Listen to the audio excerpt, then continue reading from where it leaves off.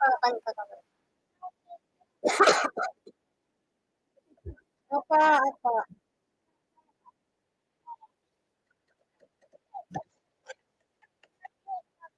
Kumakanta ka na.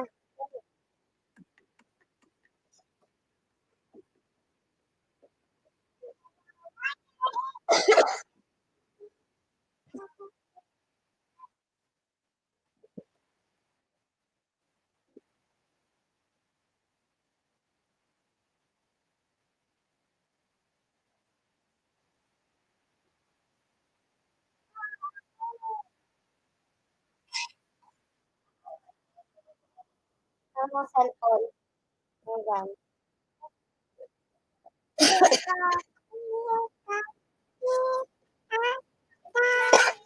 Hanggang pa yung cellphone.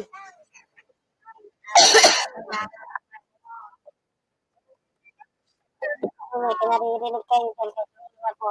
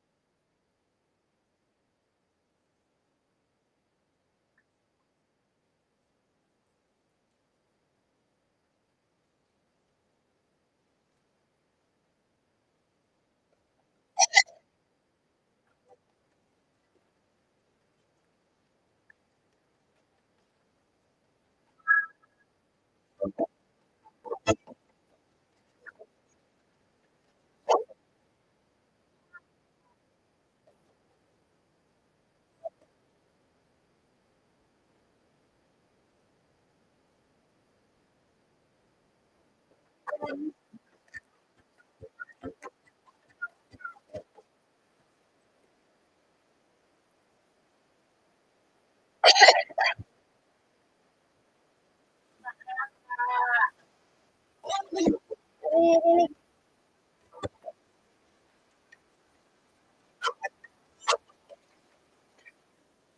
Shout out, Joy Joy.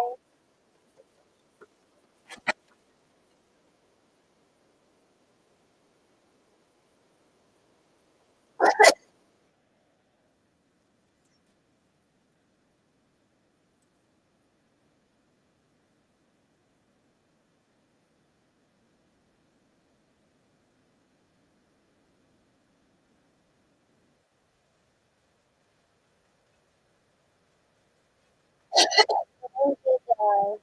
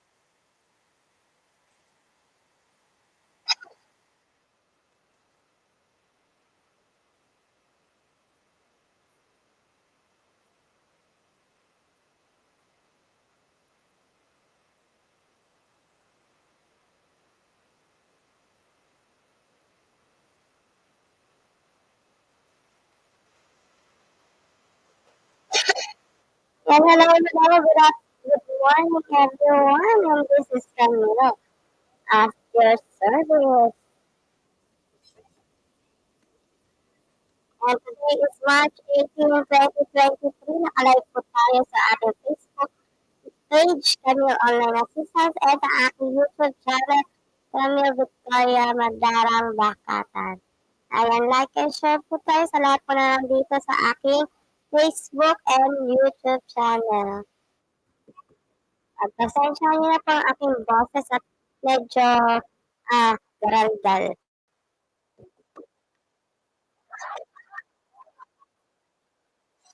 Kaya i-discuss po natin ano po ba yung frequently asked questions na madalas tinatanong tuwing kukuha po tayo ng passport. At tatanong ano po ba yung mga ah, list of acceptable ID na tinatanggap po sa pagkuha ng passport.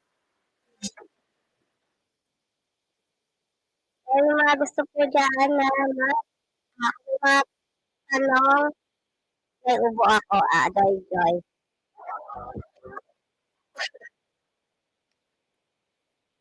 Hindi ko hindi maano yung music natin, Joy Joy. Walang music. Bakit kaya?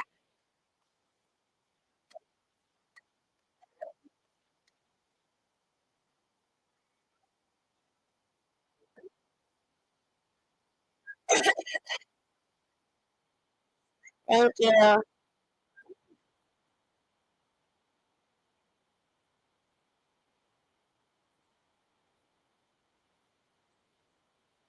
Ayos muna natin.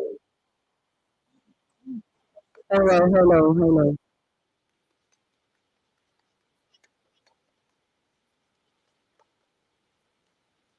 Para tayong robot.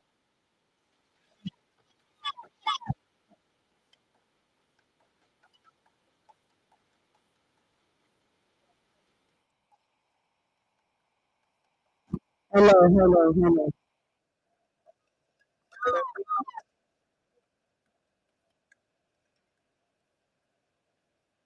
Ewan ko kung anong problema. Hello, hello, hello.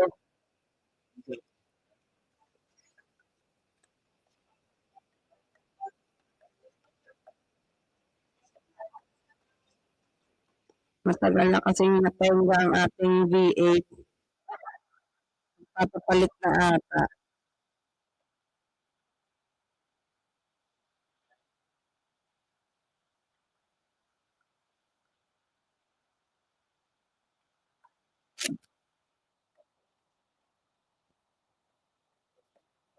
Hello, hello, hello.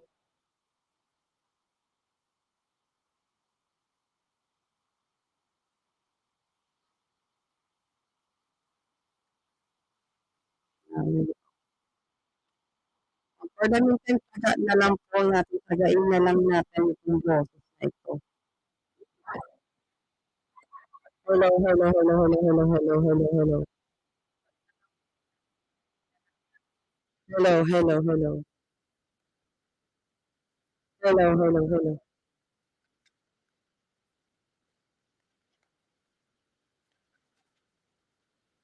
Hello,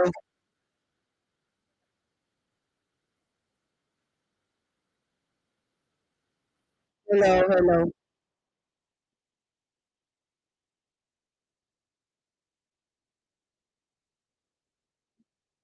Yes, start na po tayo ng ating discussion. Ayan, yung ating unang i-discuss po is ating i-discuss ngayon ay kung ano po yung mga madalas na tinatanong sa pagkuha po ng passport.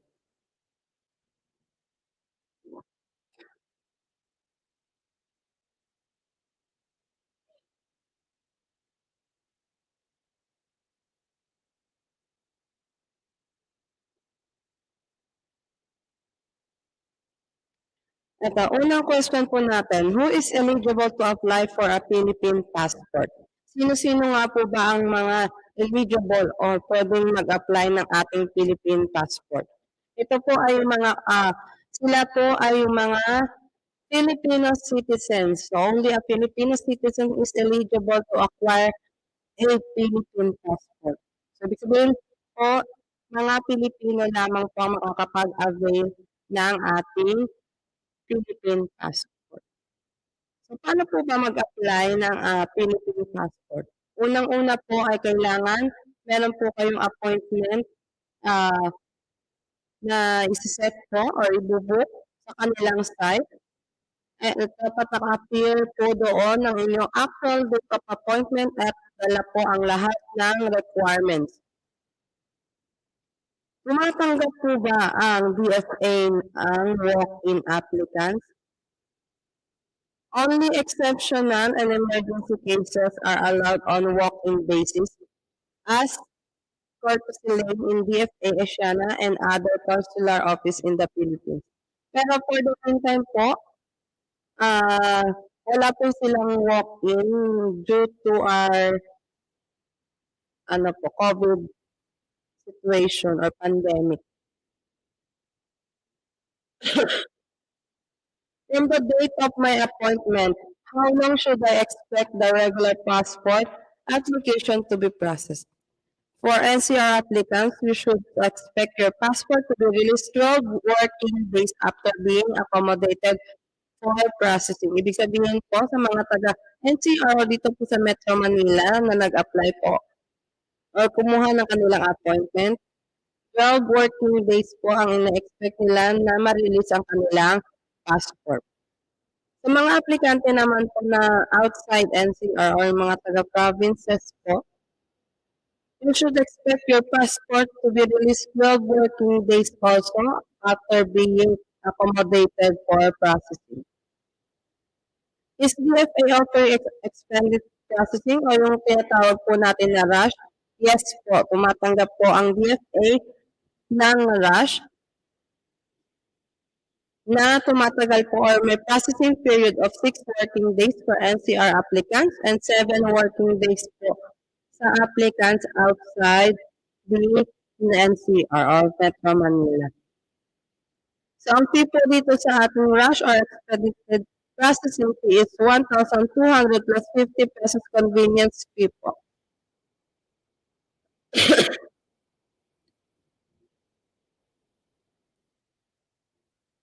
What is the validity of Philippine passport? Ilang taon ba ang validity ng ating Philippine passport? In accordance with Department Order Number 0102-2017 or the Implementing Rules and Regulation IRR of the Republic Act Number 10928 of 2017, the Philippine passport has a 10-year validity period for those issued to Filipinos 18 years old or older. Filipinos under 18 years will be issued 5-year valid passport. So yung mga minor or 17 years old and below, pwede pa rin po sila makakuha ng passport pero ang validity nito po ay 5 years only. How much is the passport fee? How much is the passport fee? For passport applied in the Philippines, new or renewal, regular po natin is 950 pesos plus 50 pesos convenience fee and expedite or rush po ay 1,200 or plus 50 pesos convenience fee. And sa mga meron pong cases na lost and mutilated passport or yung damaged passport, additional of 350 pesos for a penalty. For passwords applied for overseas, please refer to the consular fees as stated in the Philippine Embassy or consulate website. Where can I claim my passport? You may claim your passport at the consular office, passport capturing site where you originally filed your application.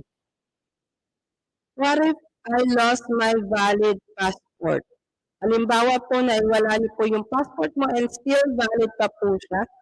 In case of lost or stolen valid passport, you may file and report your lost valid passport application at the consular office of your choice. You will be required to submit a police report in English and an affidavit of loss in English. Then, there will be a 15-day clearing period prior to the processing of the application for the replacement of a valid passport. Ito naman po, what if I lost my expired passport? Ito naman po, nawala or nanakaw yung passport nila pero expired na. In case of lost expired passport, you will be required to submit affidavit of loss and then your application will be considered as first-time passport application. What if my passport is damaged? Ibig sabihin, paano naman po daw kung may sira or kumupas na yung tatak ng passport sa harap? In case of mutilated or damaged passports, you are required to submit an affidavit of utilization along with your passport application requirements.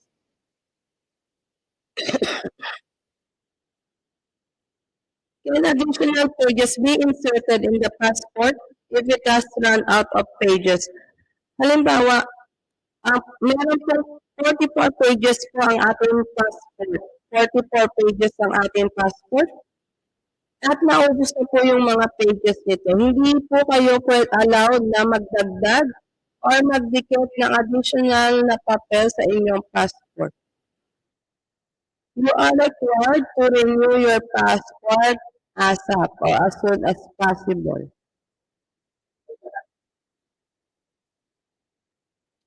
Ito po ha, yung regarding po sa mga courtesy lane o yung mga for senior citizen PWD, mga buntis.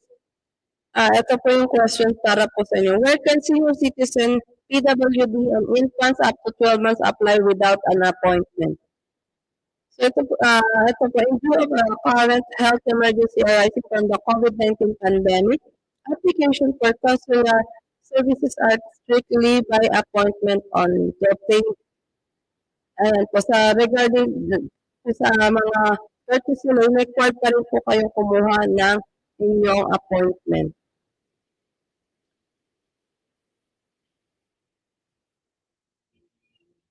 What should I bring along when I claim my passport?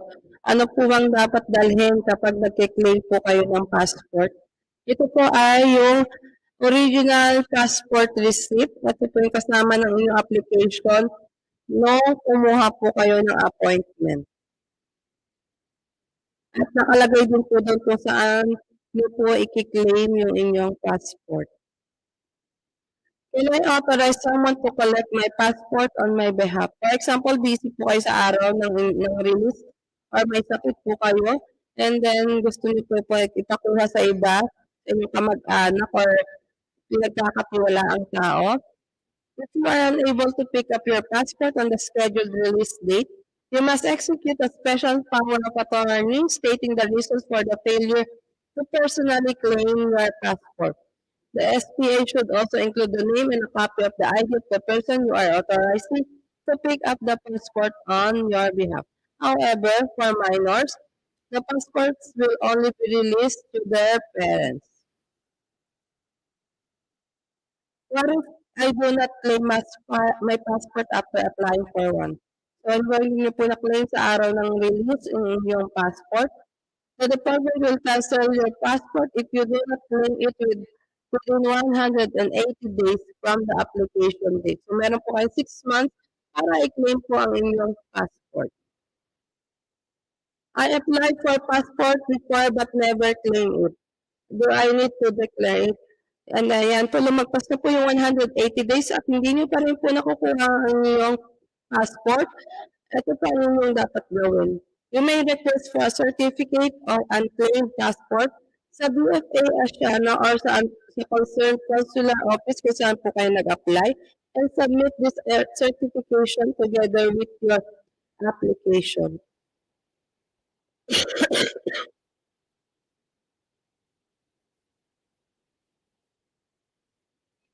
Ito naman po sa mga babae naman po sa babae. I want to use my husband's surname when my current passport still indicates my maiden name. What should I do? So, yung mga bagong kasal po dyan, na mga babae na gusto pong gamitin yung apelido ng kanilang asawa. For married woman applicants, you may renew your passport and use your married name when submitting a PSA authenticated marriage certificate and valid IDs bearing your husband's last name if available on the day of your passport renewal application. Can I still use my maiden name in my passport even though I am married? Yes po, pwede nyo pa rin po gamitin ang inyong maiden name kahit po kasal na kayo. Provided that you have not used your married name in your previous Philippine passport. Ibig sabihin po, nung mag-apply po kayo before ng passport, hindi nyo pa po nagagamit yung married surname nyo po. Pwede nyo pa rin pong gamitin yung inyong apelido sa pagkadalaga kung sa Tagalog po. I am currently using my husband's surname in my passport. Can I apply for a new passport using my maiden name? And then, ito naman po scenario na to, meron po kayong passport, pero apelido na po ng inyong asawa, and then nag-renew po kayo ng passport, and gusto niyo pong gamitin yung apelido niyo po sa inyong pagkadalaga. Ito po ang sagot. You may revert to your maiden name only if marriage is annulled or you are already a widow. Magagamit ko lang po yung apelido niyo sa pagkadalaga kung ang inyong kasal po ay annulled na or kung kayo po ay isang byudo o byuda. As adequate documentary evidence po.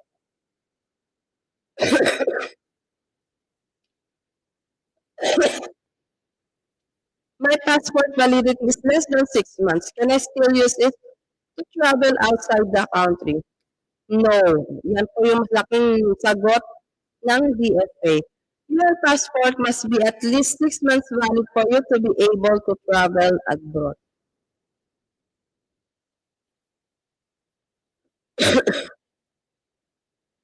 I have an urgent travel. How can I qualify for an early accommodation? Ito po yung may mga urgent na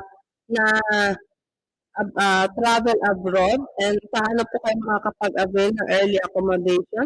Request for only accommodation may be considered if the purpose of the travel is for medical or legal emergency purpose, death in the family, or if you are a returning OFW. Both flights do not guarantee approval for request for early accommodation. The DFA strongly advises against purchasing outbound travel tickets until your passport are actually in your possession. The DFA will not be responsible for any rebooking charges, loss of income, and other financial compensation and or personal losses arising from the applicant's travel arrangements made while the passport has not been released.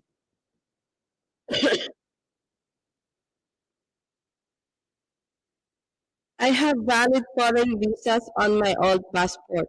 Should I have it transferred to my new one? Meron po kayong foreign visa sa inyong old passport and meron na rin po kayong bagong passport. Kailangan niyo po bang i-transfer ito sa inyong bago? Hindi po. Expired and renewed passports will not affect the validity of your visa. However, you must bring your old passport with valid visa along with your new passport when traveling. When in doubt, consult the foreign embassy that issued your visa. Can I renew my passport even though it's still valid for more than 1 year? Yes po, pwede po kayo mag-renew. Basta kukuha lang po kayo ng online passport appointment.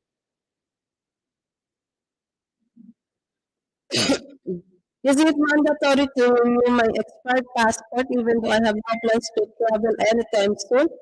Hindi po. You may renew your expired passport anytime you wish po. However, we strongly recommend that you should have a valid passport with at least 7 to 8 months validity prior to making any travel plans.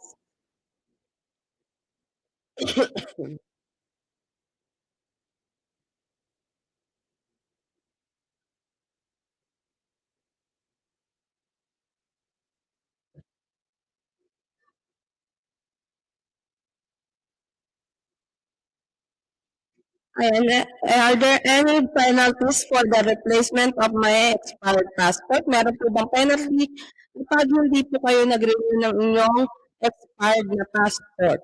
Wala po. Wala pong penalty sa pag-replace ng inyong expired passport. Is there any color restriction for pens to be used in my passport application? You may use either a black or blue ink pen. And pwede po kayong gumamit ng black or blue na ball pen.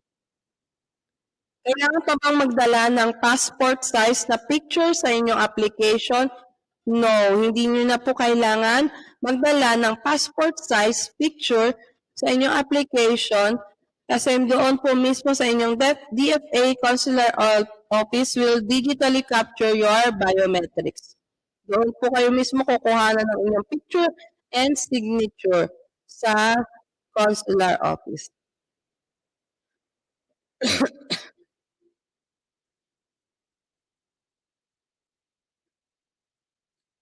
Meron po akong printed visa.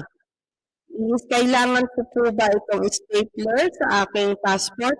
Hindi po. Hindi po pwede o bawal po ang stapling documents, especially sa mga sa cover po ng ating passport. Kasi ito po ay maaaring makapag-damage ng inyong passport and which may damage the chip and make the e-passport invalid.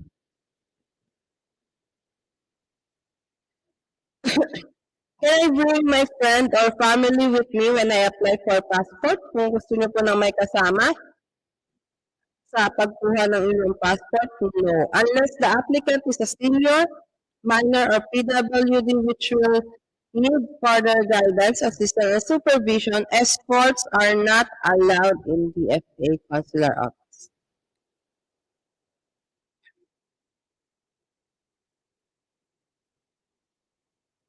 Nagre-renew po ako ng passport. Makukuha ko po ba yung luma? Yung old passport po? Yes, makukuha niyo po ang inyong old passport kapag nag-renew po kayo ng bago.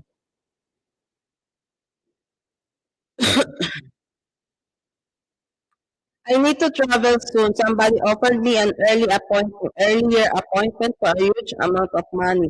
What do I do? Ito po ay madalas na nangyayari po sa ngayon. May mga nag-o-offer na mas maagang schedule po, pero mas mataas na presyo po ang kanilang i-offer. So, DFA discourage applicants from securing online appointment through fixer or mga scammers. Ayan, please be warned that dealing with fixers is at your own risk and expense. You can accompany a minor applicant if the parents are deceased, absent, or dead. A court-appointed guardian may accompany the minor for the role of guardianship of minors and subject to the grounds provided by law. Any relative or other person on behalf of a minor or the minor himself, if 14 years of age or over, may file a petition for the appointment of a general guardian over the person or property or both of such minor.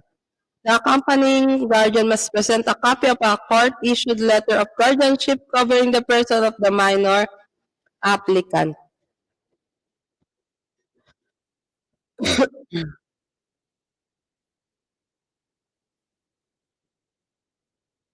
I made a mistake in filling out the application form. Will this affect my application or will my appointment be canceled?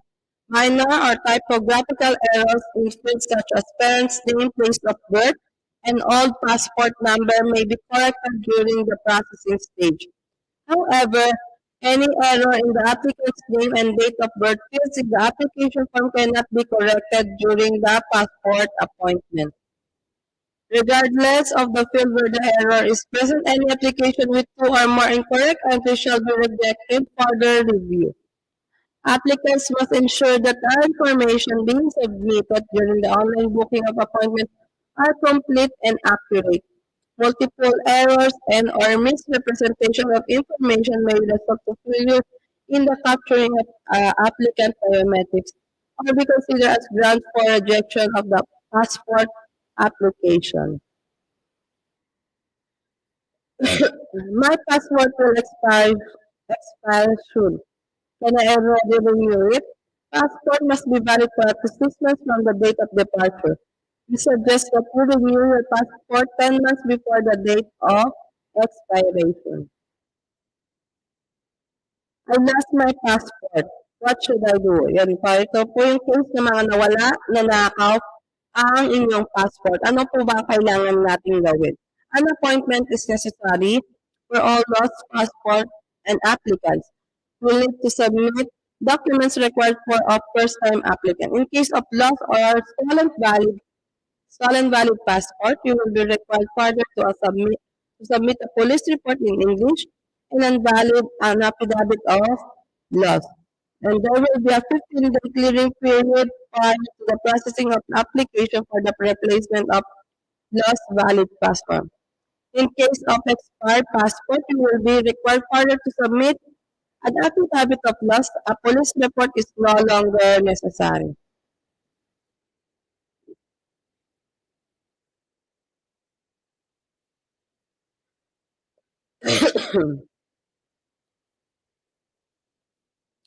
Tinatanggap po ba ang mga TIN ID or PhilHealth ID sa pag-a-apply po ng passports? Ayon po, hindi pa po ito tinatanggap ng ating Department of Foreign Affairs.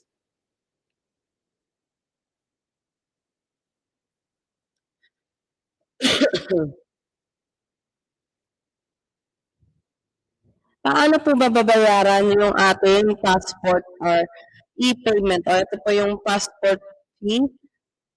Ayan, pwede po kayo magbayad po sa ating mga buy center, 7-Eleven, GCash, credit or debit card. Ayan po, dyan po kayo pwede po magbayad.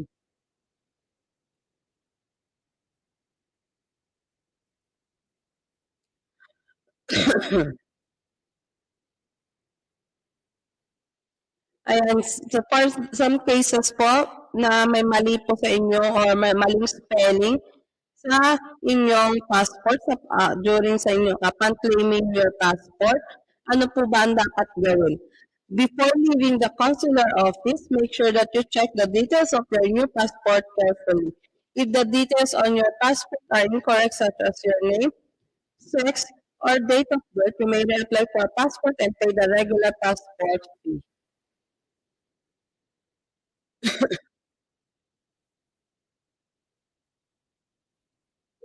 Ngayon po, discuss natin po ano po ba yung mga ID na tinatanggap sa pagkuha ng passport.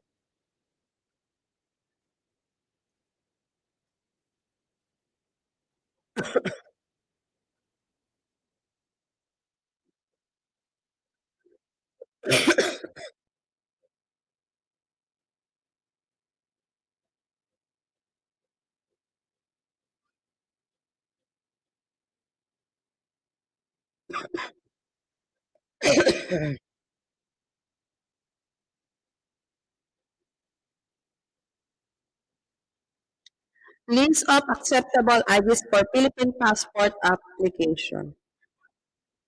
Any of the following with one valid passport, one photocopy.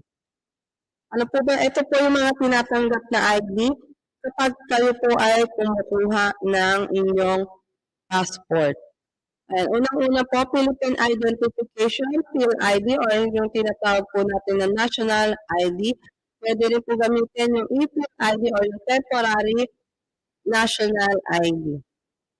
Social Security System Card or SSID, Government Service Insurance System or GSIS card, Unified Multi-Purpose Identification or UMID, Land Transportation Office Driver's License, LTO Driver's License po.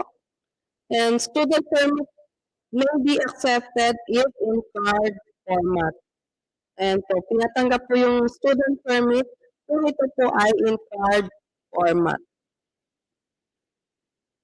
Professional Regulatory Commission or PRC card, Overseas Workers Welfare Administration or OWA e-card, COMELEC on-election or COMELEC ID, Voters ID, or voter certificate issued from COMELEC main office in Intramuros, Manila. Kung kayo po ay botante at wala po kayong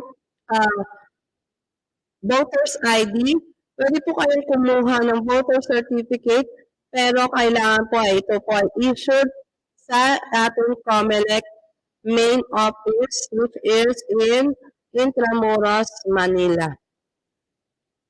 Philippine National Police or PNP permit to carry firearms outside residence, senior citizen ID, airman license issued August 2016 onwards, Philippine Postal ID issued November 2016 onward.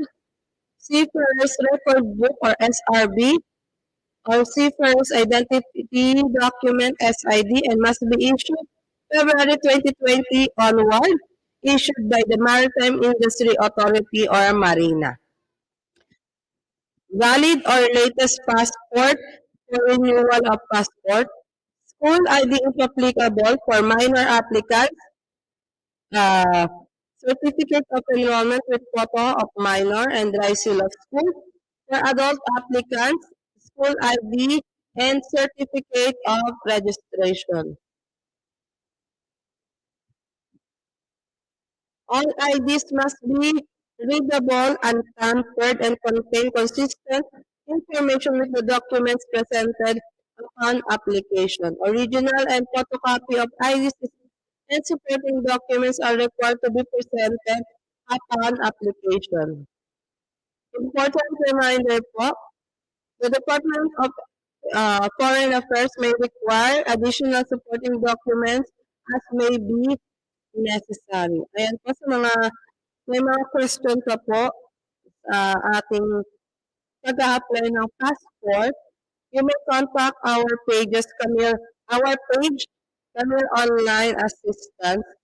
Ayan po sa anytime po kayo po ay available or may gusto pong itanong. And we'll also assist sa gusto pong magpa-appoint ng PSA and NBI, police clearance, yan po yung ating mga ino-offer online. And contact nyo lang po yung nakapin sa ating live chat or sa ating comment section sa ating page. Ayan, thank you, and bye-bye!